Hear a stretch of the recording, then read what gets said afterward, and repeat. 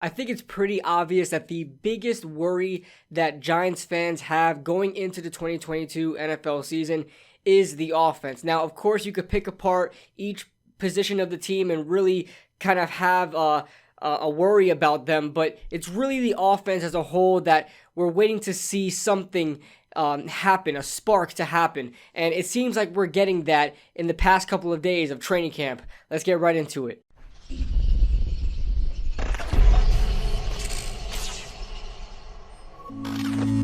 What is going on, guys? What is going on, 27 Squad? Welcome back in to another video. If you guys like what you guys are seeing, make sure you guys hit that like button and subscribe if you guys are new to the channel. And big announcement, not only are we getting a sponsor for the beginning of the season, we're also on TikTok now. So Kid Blue RB27 is on TikTok. Make sure you guys follow, and I'll leave the link along with the rest of my socials in the description below, and maybe I'll put the card up there if it's able to like link a different app or something like that. But check the description for TikTok. That being said, let's talk about the offense, man. Now, this has been a really big worry for me, obviously, since like 2 years ago, right? When going back to Jason Garrett, you saw the kind of stagnant production of Daniel Jones and regressed in a lot of areas, did better in some. Obviously, turning over the ball was cleaned up very nicely. Well, maybe it was because of the vanilla offense that we had, very simplistic offense that we had.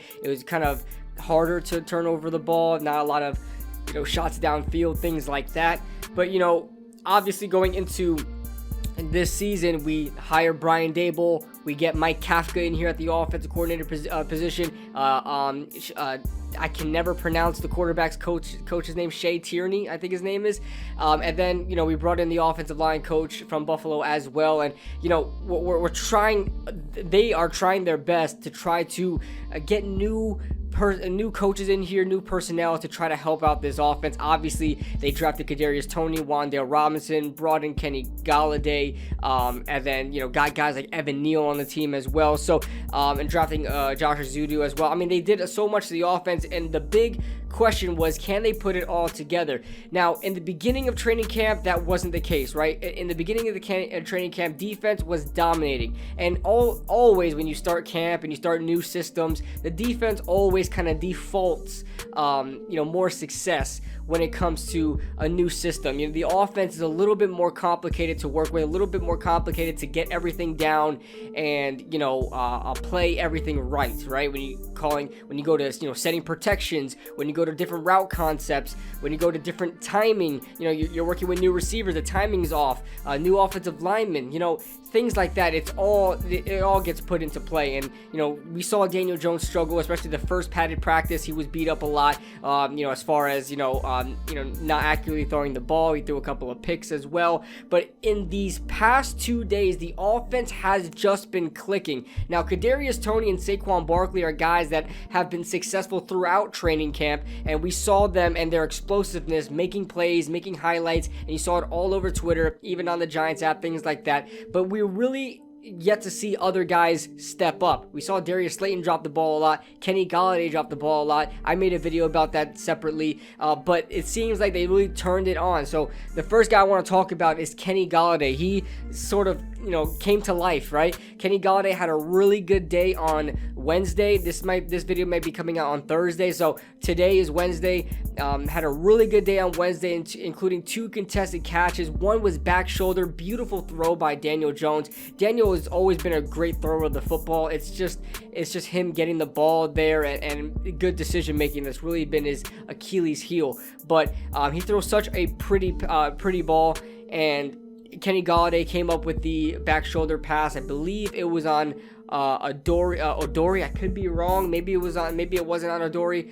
Kenny Golladay came up with a contested catch, and Daniel Jones put it right in his chest for only he could catch it. So good job by Kenny Golladay, and I want to see Kenny and Daniel get a better chemistry going, because with Kenny Golladay supposedly being our number 1 receiver, you would want that to happen. You would want that chemistry to be the best out of any other receiver in the room.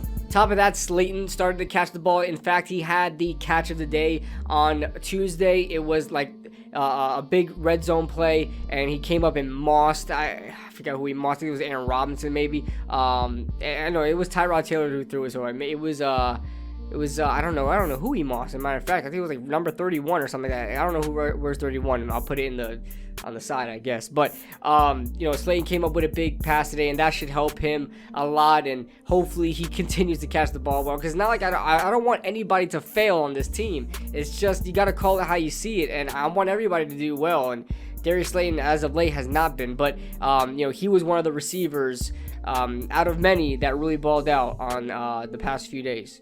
Now let's talk a little bit about the offensive line. This is another thing that everybody's waiting to see what happens with them. Obviously, you're never going to know how good an offensive line is until they put the pads on and they really start playing for real, right? So you see Andrew Thomas, he has been handling business, especially on rookie linebacker or rookie defensive end, rookie edge rusher, Kayvon Thibodeaux. He's been doing a lot of work on it. He's been handling business as he should be. I know a lot of people were a little discouraged of KT not having success on AT, but honestly, that's how it should be. Kayvon Thibodeaux is a rookie, and Andrew Thomas is supposed to be our franchise left tackle. I wouldn't want it any other way. I would rather have Thibodeaux be a little bit behind rather than Andrew Thomas, who's been in the league 4 years now. So I want to make sure that Andrew Thomas is handling business on rookies rather than Thibodeaux dominating a fourth-year tackle. Next, we have some pleasant surprises, man. Josh Azudu and Shane Lemieux, they have been doing really, really good. And not only, I really can't take my word for it on Twitter all the time, but a lot of people are saying that Josh Azudu and Shane Lemieux are doing well, and then you see it also on tape as well when people are recording the training camp practices as well. Josh Azudu looks really good, and he's someone who I thought could have won the starting job day one in my honest opinion, but Shane Lemieux is not going down without a fight. In fact, he's been doing really good at guard, and most recently John Feliciano was out due to some, I guess, dehydration issues. He was out for a couple of days, I believe the first two padded practices, and it was Monday and Tuesday that Shane Lemieux, or maybe even more than that, Shane Lemieux was playing center with Josh Azudu playing first team left guard, both of them on the line. Shane Lemieux at first team center, Josh Azudu on first team left guard, and they were putting in work. So they have been pleasant surprises in training camp so far, because I thought whoever's going to play that left guard position is probably going to be the weaker of the offensive linemen. But even if they are, they're no slouch either. If Josh Azudu winds up starting there and Shane Lemieux winds up winning the starting role there, it looks like I hope I don't speak too soon, but I may be actually confident in that. Now we definitely got to talk about who the offensive line is protecting, and that is Daniel Jones. Daniel Jones struggled throughout the beginning of training camp. Everyone knows that he threw a lot of pretty passes, but there were some kind of boneheaded interceptions. He threw like 3 interceptions to Darnay Holmes, and that wasn't very fun to watch. But Darnay Holmes has been having a good camp as well, so nothing to knock on him with that. But Daniel Jones, as of late, these past 2 days, Tuesday and Wednesday, he's been really just clicking on all cylinders, and he's spreading the ball around to Wan'Dale Robinson, who seems to be one of his favorite targets. Kadarius Toney, who has kind of been practicing, kind of not been practicing. I don't know if they're giving him some off days or something like that. Maybe he's dealing with something. I don't know if it's injuries or whatever it is, but I heard people have said they didn't see him at Kadarius Toney anywhere in practice as far as like the later halves of practice and things like that. But Kenny Golladay, obviously we mentioned his chemistry with him, and he's just been clicking with everybody on the field. And I believe most recently on Wednesday he was 9 of 10 and with only 1 drop, and that drop, I don't know who it was, so don't ask me. I looked on Twitter, and I did a vague look on Twitter, and nobody said who that drop was from, but he could have been 10 for 10, and that would have been absolutely phenomenal. But Daniel Jones had a really good 2 days. I'm hoping that he stays consistent. There's a lot on his shoulders this year with being a contract year and kind of having it be inevitable that he may be departing from the Giants due to, such a high expectation or such high standards that he has to hit for the, as fans to want to accept him coming back here, and even the Giants organization to try to bring him back over here. So Saquon Barkley, the last topics here. Saquon Barkley looks explosive as he's been. He actually looks like 100% again. A lot of people are thinking that Saquon Barkley is finally back after about 2 years of just struggling with injuries. We don't know what the future holds as far as future injuries goes. God forbid, cross our fingers on that. But he looks explosive. He doesn't look like he's scared to run through the offensive line. It doesn't look like he's scared to bounce outside anymore. It doesn't look like he's scared to trust his body to make certain cuts and try to work his way around the defense. So I'm happy that Saquon Barkley is back to what seems to be full health. And then we got to talk about Evan Neal. We talked about pretty much every other position on the offensive line except that right tackle position. Evan Neal is doing fine. He doesn't have anything that we should be concerned about. He is, I don't want to say struggling a bit, because that would kind of assume that he's like doing bad in camp. He's not. Obviously, he's not going to have like a Rashawn Slater type season.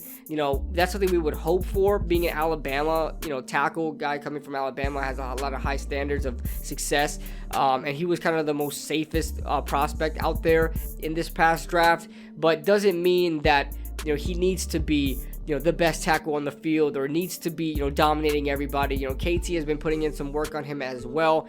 Evan Neal is just working out the kinks, being a rookie tackle, playing that right side. I know he's played the right side before, but he's most recently played the left side. So him transitioning to right side may take a little bit of adjusting. Obviously, just playing tackle in general in the NFL as a rookie is very, very challenging. So nothing concerning coming from Evan Neal. He's not getting just thrown around everywhere. He's just getting beat here and there. He's just, it's just certain things he has to get adjusted to. So that being said, guys, that is the report, I guess, on the Giants offense in training camp. You guys, like I said, make sure you guys follow me on Twitter and now TikTok, and then also be I guess on the lookout in future videos for obviously our next sponsor for the channel. I should be August 18th is when I'm cleared for the sponsorship video to air that. So that being said, let me know your thoughts in the comment section below, guys. Who is your favorite player in training camp so far? Who are you most excited about, and who do you want to see more of? Leave it all in the comment section below. Leave a like if you guys enjoy, subscribe if you guys are new, and I'll see you guys in the next video.